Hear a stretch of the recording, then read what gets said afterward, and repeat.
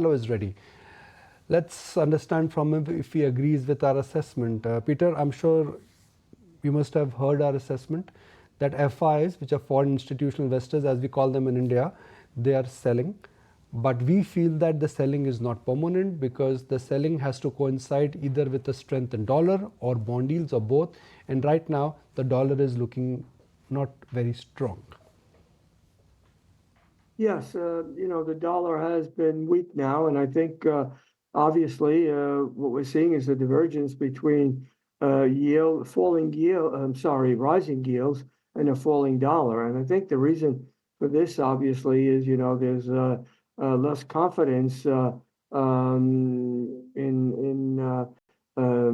the dollar at this time. And I also believe that the upcoming G7 meeting, the U.S. is likely to express that it wants a lower dollar. And so that combination of confidence and the fact that this administration would like to have a lower dollar is putting the dollar index at a level that could slip even further.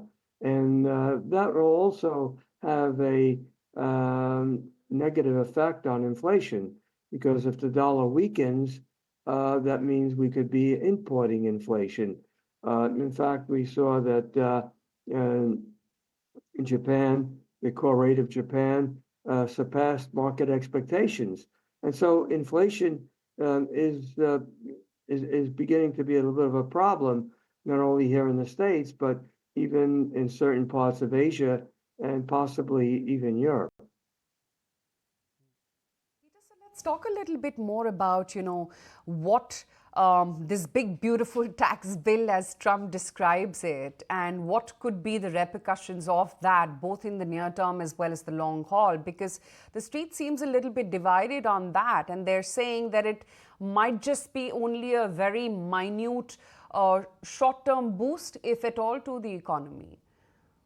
Yes, obviously, the bond market is screaming about that and sending a loud message to Washington that they don't like this bill because it's obviously going to add to the soaring deficits. And now, of course, it's headed to the Senate, and I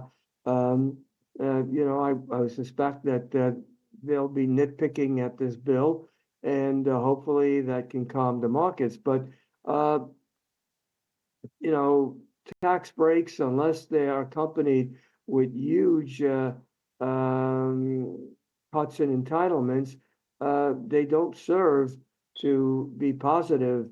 They're pro-growth, but they certainly don't prevent deficit. Investors are quite concerned about these large deficits and deficits that are likely to continue to swell. So Peter, which is your market of choice right now for rest of the year? Could you repeat that, please? The market of choice. Where would you like to invest for rest of the year? One market of choice. Well, I think eventually stocks are gonna do well. We might go through a bit of a challenging period here, but I think it's wise to have a certain amount of gold in your portfolio. I think gold is going to continue to rally. In fact, if you look at what happened with gold just the other day, when the dollar was crumbling and yields were moving higher, we saw gold prices move higher, and they were rather strong. And generally speaking, when you have strong yields and yields going up, that's a major headwind for the price of gold. And in fact, this time it didn't happen.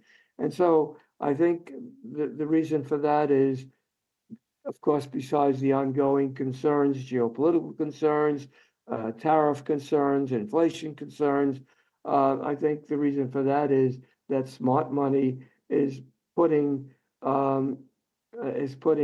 gold at the helm of a true hedge. And central banks have been buyers and will probably continue to be buyers. And I think hedge institutions will continue to support gold prices. So I think a certain percentage of your portfolio should be in gold. Okay, Peter, great to have you on the show. Thanks as always for joining in with your perspective.